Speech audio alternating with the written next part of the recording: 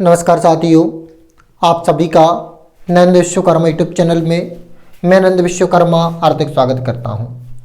आज हम इस वीडियो में लेकर आए हैं MP board class 12 class 10th Hindi का पेपर। जो मैं आपको पेपर बता रहा हूं, आपका पेपर यहीं से निकलेगा। ये मेरे अनुसार संभावित है। मेरा जो एक्सपीरियंस है इसके आधार पर मैं अपना एक पेपर तैयार कर रहा हूँ। आप मानकर चलिए कि पेपर लगभग कुछ इसी तरह का आने वाला है। मैंने पिछले वीडियो में आपको बताया था कि आप किस प्रकार 3 दिन में, ओनली 3 दिन में हिंदी की तैयारी कर सकते हैं, वो भी 70% अंक प्राप्त करके। यदि आप उस तरह तैयारी करना चाहते तो उसकी लिंक इस वीडियो के स्क्रीन पर आपको प्राप्त हो जाएगी, तो वहां पर आप जाकर देख लीजिए। अब आज मैं इस वीडियो में वेरी मोस्ट क्वेश्चन बताऊंगा कि कौन कौन से क्वेश्चन हैं जो आपको तैयारी करना चाहिए, जिसके आने के चांस सर्वाधिक है। तो सबसे पहले हम बात करते हैं निबंध। तो निबंध में आपका भारतीय समाज में नारी का स्थान, पर्यावरण प्रदूषण और विज्ञान के चमत्कार, कोरोना वायरस, ये 3 निबंध वेरी मोस्ट है। तो देखें मित्रों, आपको कहाँ से क्या तैयार करना है और किस तरह से करना है। तो देखें, सबसे पहले आपको निबंध में कौन से तैयार करना है। निबंध में आपको कोरोना वायरस तैयार करना है, विज्ञान के चमत्कार, भारतीय समाज में नारी का स्थान, पर्यावरण प्रदूषण। इन 4 निबंध को आप तैयार कर लीजिए। एक बार इन्हें सभी को पढ़ लीजिए। यदि आप एक बार भी पढ़ लेंगे तो आप पेपर में कुछ लिख सकते हैं। यदि आपसे निबंध लिखते अच्छी तरीके से नहीं बनता है, आपको सरल निबंध चाहिए, तो उसकी लिंक आपको इस वीडियो के स्क्रीन पर मिल जाएगी, तो आप वहाँ पर जाकर देख लीजिए। और ऊपर भी प्लेलिस्ट के रूप में मिल जाएगी। इनमें तीनों में से किसी एक के ऊपर हम सेट कर देंगे लिंक।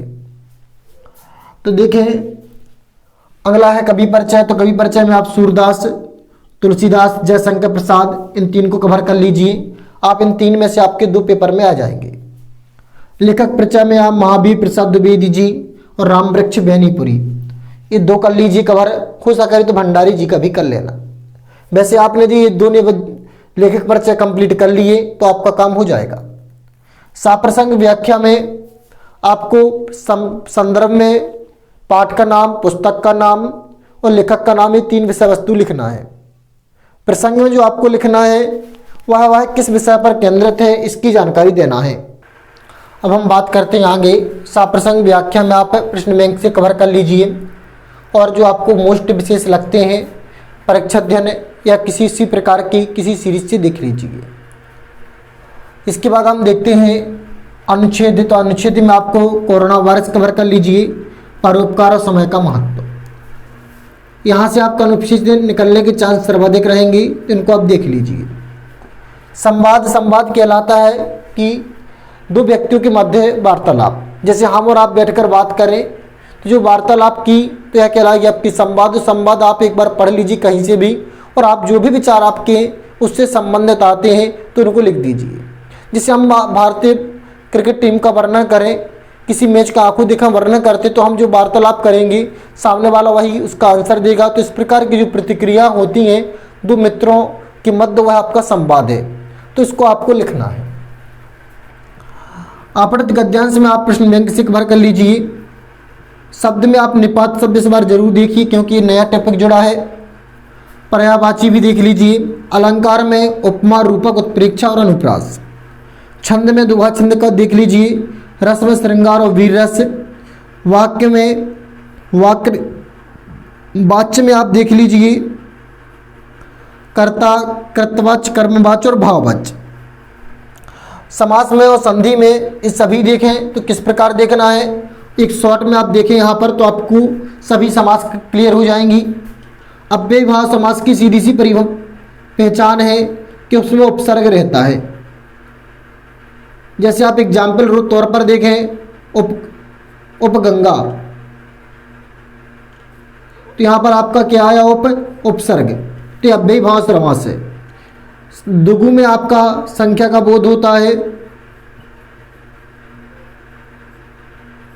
इसके बाद आपकी आती है कर्मधाराएं।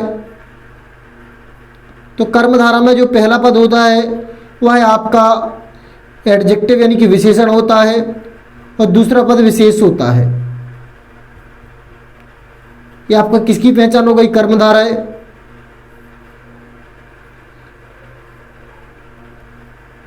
इसके बाद आपका आता है अब द्वंद्व। तो द्वंद्व में इसकी सीधी सी पहचान है कि इस योजक चिन्ह आपको मिलेगा, यानी ये सब दो, जैसे माता पिता है तो इस प्रकार का चिन्ह मिलेगा। अब आपकी तत्पुरुष बची, तो तत्पुरुष में काकी की ये विभक्ति आप जब विग्रह करेंगे तो बहु प्राप्त होंगी, और बहुब्रीहि में किसी तीसरे का बोध होगा, जैसे पंकज, कमल में जन्म लेने वाला अर्थात कीचड़, कीचड़ में जन्म लेने वाला अर्थात कमल। तो इस प्रकार होगा। संधि में बड़ा आ, बड़ी ई, बड़ा ऊ, इनकी मात्रा आती है तो दीर्घ, दो मात्राएं आती हैं तो वृद्धि, एक मात्रा आती है तो गुण, आधाता या उत्तराय आता है तो यण, और 3 वर्णों का अक्षर है और बीच में वा या एक गाय तो अयादि। तो इस प्रकार आपको हमने संधि समास इतने छोटे समय में बता दिए।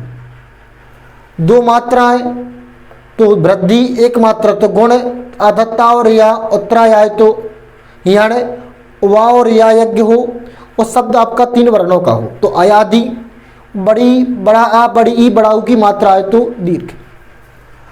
काव्य में आपको नाटर की एकांकी का भर करना है। पद्य और गद्य में आपको भारतीय युग और द्विविधि युग को देखना है।